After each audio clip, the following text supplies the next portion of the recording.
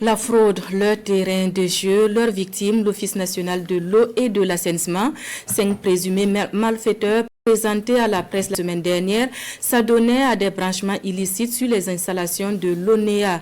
Leur mode d'action et le préjudice subi dans ce compte-rendu de Sié Dilaréen et Pini Diegnanou. Voici les 5 fraudeurs de la nationale de l'eau, spécialisés dans les branchements frauduleux des compteurs de l'ONEA. Ils sont appréhendés et présentés ici aux hommes des médias par la cellule économique et financière de la section de recherche de la 3e Légion de la gendarmerie de Ouagadougou. Leurs arrestations font suite à des plaintes déposées par l'ONEA auprès de la gendarmerie nationale.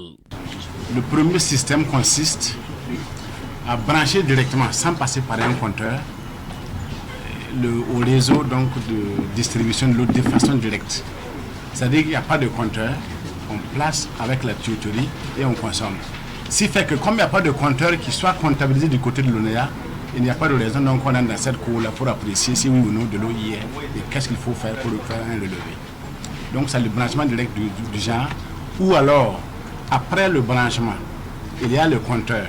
Le travail qui peut être fait par le plombier ordinaire, ça ne peut se faire qu'après le compteur.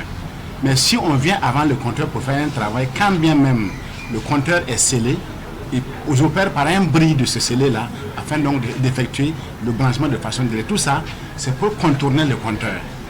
L'autre mode, c'est quoi? Il y a des compteurs qui sont sur la place du marché et qui ne sont pas donc de l'ONEA. Ils en acquièrent et ils viennent maintenant placer pour donner l'impression qu'il y a un compteur dans la maison. Or, ce compteur n'est pas connu de l'ONEA. La maison n'est pas connue donc dans la connexion, ce qui fait qu'ils échappent un peu au contrôle d'une part et même le relever. C'est bon, donc c'est une façon de camoufler le travail qu'ils font. L'enquête a concerné les agents du centre de Tampoui, de la ZAD, des 1200 logements et celles de Gonguin. Le préjudice causé à l'ONEA est estimé à plus de 150 millions de francs CFA. La seule agence de la ZAD enregistre un préjudice de plus de 30 millions de francs CFA. L'enquête se poursuit selon le commandant de la section de recherche de la gendarmerie. Mais en attendant, les 5 fraudeurs seront présentés devant le procureur près le tribunal de grande instance de Ouaga 1 pour chute à donner.